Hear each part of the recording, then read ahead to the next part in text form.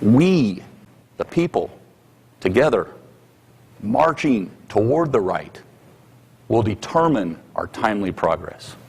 Indiana's governor taking action today to address the issue of equity and inclusion for all Hoosiers, a response to the many social justice groups that have demanded action from the governor. Good evening. Thanks for joining us live at 5. I'm Dan Spieler. And I'm Fanchon Stinger. So glad you're with us this evening. The plan includes a brand new cabinet position, in fact, and changes for state law enforcement. Fox 59's Kayla Sullivan breaking down today's announcement, and she has more on reaction to it.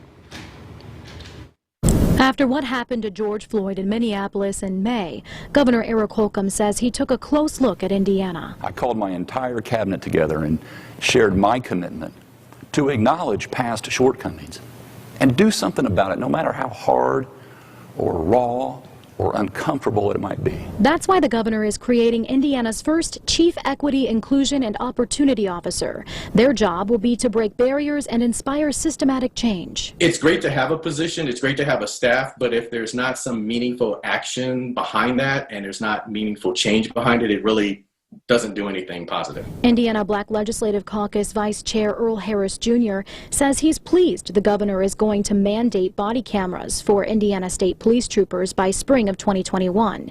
He hopes the state legislature can do the same for all law enforcement agencies. Banning chokehold and no-knock warrants are big items for IBLC. The governor did not announce those bans. However, he did create a third-party review of law enforcement training and curriculum, focusing on use of force, de-escalation training, and implicit bias. It was good. Again, we want to see what kind of action happens. The Indianapolis Urban League is hoping the governor will do even more.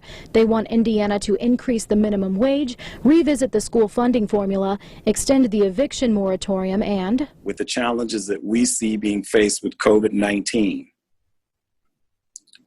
we need the governor to be open to expanding voting by mail. Though there's a lot needed for underserved communities right now, the biggest is hope. That's what people need now more than ever. Hope, as well as great jobs and quality housing, access to food, all the challenges that we know Hoosiers are facing. Kayla Sullivan, Fox 59 News.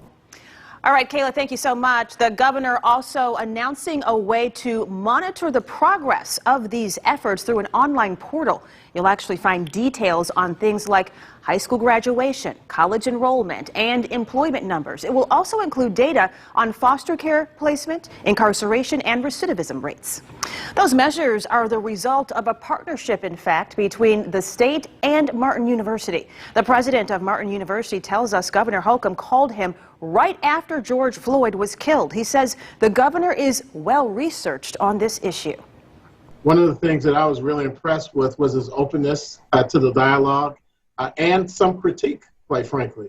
And he seemed to take it in the constructive manner in which it was intended. But I think the governor is focused on solutions.